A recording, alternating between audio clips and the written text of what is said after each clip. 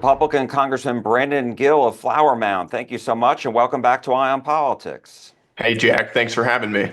You bet. So we're speaking on Wednesday, the first day of the government shutdown. And again today, the U.S. Senate has failed to reach the 60 votes needed to pass the continuing resolution approved by House Republicans. What's your thought about this? Well, listen, the reality is that House Republicans did our job. We passed a clean continuing resolution 2 weeks ago. So we gave Democrats plenty of time to voice any concerns that they had. But this is a clean continuing resolution. It is not a government funding bill that we passed that is full of conservative priorities, Republican priorities. It's not a partisan bill. It's in fact the same piece of legislation that Democrats have voted on 13 times in the past. So we did our job. We sent that over to the Senate, and Senate Democrats simply rejected it. They said, we're not going to vote for this. What we want is we want government funding for health care for illegal aliens, and we want to refund NPR and PBS. And those are things we're not going to do. So this is a shutdown that was created by Democrats, and I hope that they will come to their senses and get us out of this. So let me ask you, because I've heard Republicans talk about this, that the Democrats want to have people who are in the U.S. illegally have free health care. Isn't federal law is against that, doesn't allow that. So can you explain why you're saying that? Sure, federal law doesn't allow that because we strengthened federal law in the big beautiful bill, the Working Families Tax Cut, the reconciliation bill that we passed earlier this summer. Now, Democrats gave a counter proposal just a couple days ago to our clean CR. And the counter proposal that they gave strips out the provisions in the one big beautiful bill that bar federal funds from going to pay for Medicaid for illegal aliens. That is specifically in the bill text that they provided, that they proposed to Senate Republicans. So this is explicitly them making a demand for government funding for health care for illegal aliens. It's right there in the bill text. And in that text, as part of it, was it people who are here in the U.S., they have some kind of status, or you're just talking about anybody, who just got into the U.S. and is still being processed?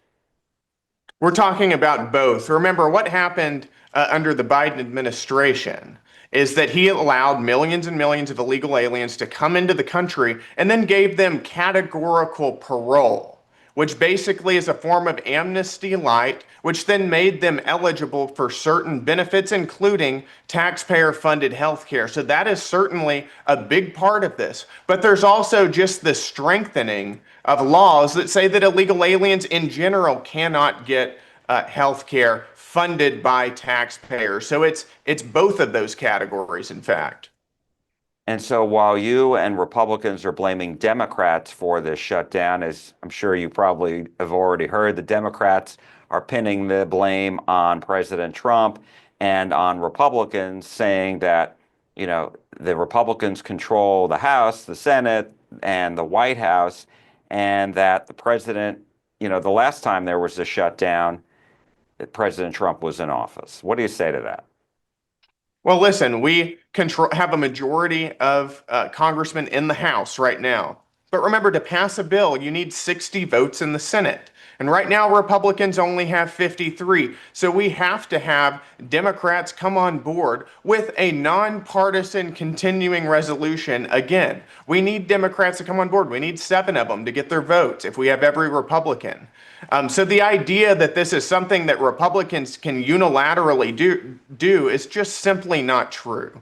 And Democrats know that. And they know that they are holding up government funding. They're holding the American people hostage so that they can push left-wing social agendas, left-wing media, and healthcare funding for illegal aliens. That's something that most Americans don't agree with. And I think, by the way, Democrats are going to lose this fight. The American people can see exactly what they're doing here and holding up government funding for these far-left projects. And we're simply saying we want to keep the government open for another 7 weeks so that we can run the appropriations process and fund the government the way it's supposed to be funded. So what is your message to Senate Democrats? Because there's going to be another vote in the Senate tomorrow and presumably every day until there's a change and there's a vote to reopen the government. So what's your message to them? My message would be please put your country and the American people over partisan petty politics. You know, what's happening right now is Chuck Schumer is wanting to hold up this funding bill. Why? Not just to give funding to illegal aliens, but it's because he's got some pressure from his left. He's worried about AOC jumping in and primarying him next political cycle. So I would simply ask Chuck Schumer and all of his Democrat friends is please put the country above these political concerns, partisan petty politics, so that we can actually get back to work for the American people. One of the main sticking points is over the enhanced tax credits for the Affordable Care Act, which are set to expire at the end of the year. Democrats want to make them permanent. And I'm wondering, where are you on this? Where I am is saying simply that that has nothing to do with the continuing resolution.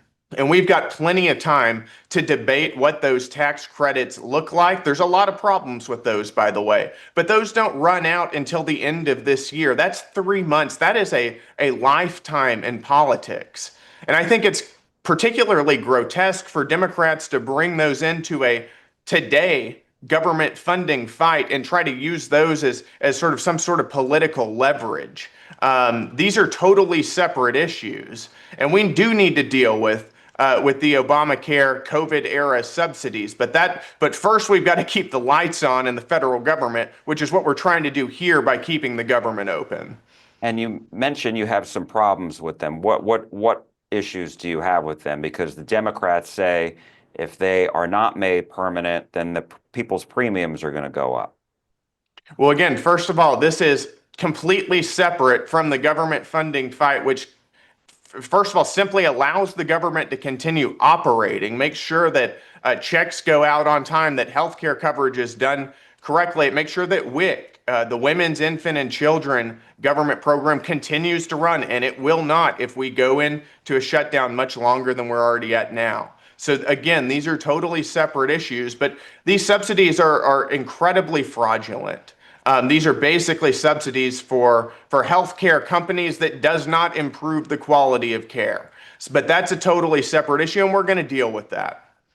And just to your point on that, is there a federal document that shows there is fraud here, or point people in the right direction if they want to look it up themselves?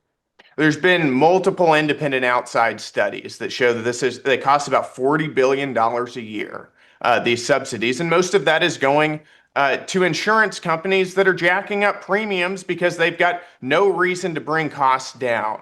There's a slew of independent research on that people can find from very reputable companies. But again, that is a separate issue from keeping the government open right now, where Democrats are demanding, by the way, that we provide taxpayer dollars to give Medicaid, to illegal aliens. That's what we're dealing with right now. This is Chuck Schumer and the Democrats saying you've got to pay for NPR, state-sponsored left-wing media, in order for us to vote to keep the government open. That's where we're at right now. We've got to get through this fight to keep the lights on in Washington and in the federal government, and then we can have the funding fight related to the COVID era subsidies. Congressman Brandon Gill of Flower Mound, thank you so much. We appreciate it. Jack, thank you.